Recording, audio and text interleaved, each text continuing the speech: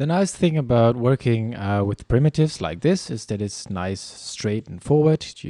It's very visible what is happening. It is quite interactive. The downside is that you cannot do so very complicated things with it.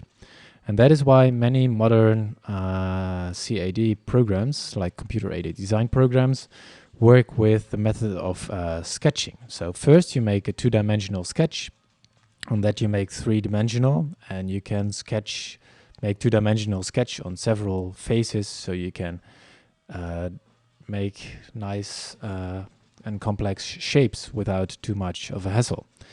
For that we go to part design, and in part design in the task bar we select create a sketch. On the XY plane, just to give you some understanding, what X and Y means is basically your table desktop, and the Z direction is what everything that goes up.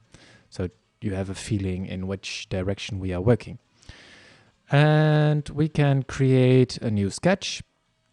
You can turn on the grid if you wish to, but I just want to show it without the grid. We use the polyline, and we just, out of freehand, we roughly make a kind of L-shaped thing.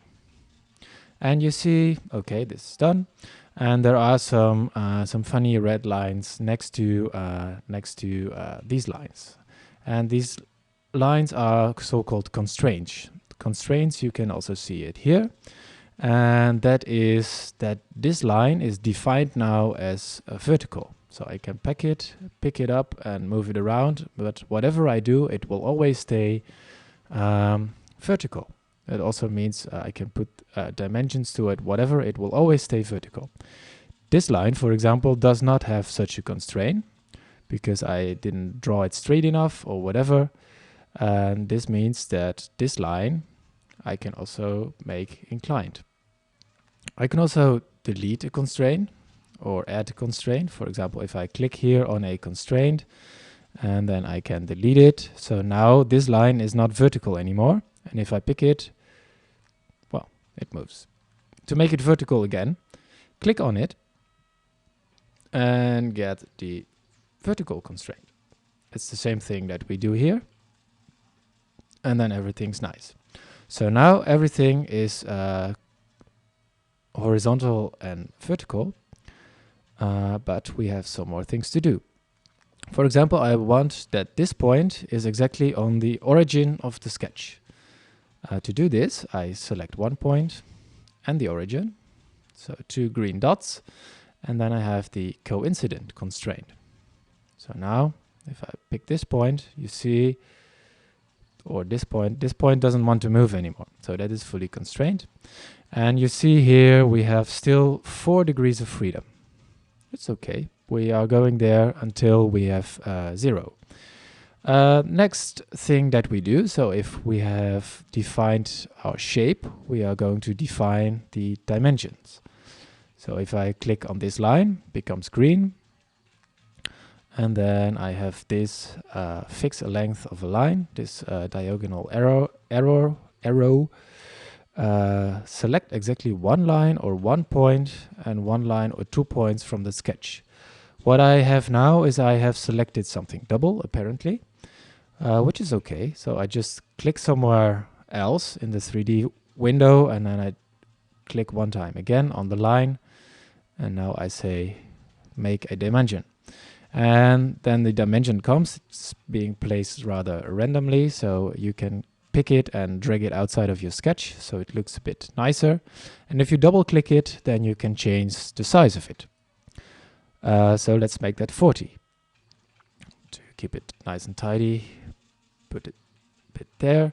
And you can basically, like clay, put it in a way that you like it. And the exact dimensions then follow later. For example, this, if I now put the dimension, then it says 29.8. And of course I say, no, I just want to have a 30. That's all easy. If I now look again to the constraints, I see that there is 2 degrees of freedom left. And you can basically test it what that is. If, for example, if you pick this point, you see, okay, this can still move horizontally and vertically. So we also have to define that. And for example, the vertical freedom you can constrain by define this line or define this line. I will show you what happens if we do both. So first we define this line, double click, 10. So it doesn't want to move vertically anymore. And for example, if I now also make a dimension to this line, it says sketch contains redundant constraints. Please remove the following redundant constraint number 17, which is, go down into the list, which is this constraint that we put the most recently, because what we did now is that, okay, this size is 30 and this size is 10, so this size can only be 20. So by again telling that it has to be 20 is just too much. So we don't do that. We'd only define it the way it should be defined. So if I now delete it, we still have 1 degree of freedom, which is this. So if I now put a dimension to this line, then it becomes green and it says fully constrained sketch. And the only thing I want to do now is to make this a nice number.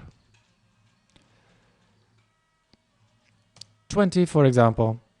And like this, you can build very complex shapes and the basics for your 3D model, and that is what we will do in the next tutorial chapter.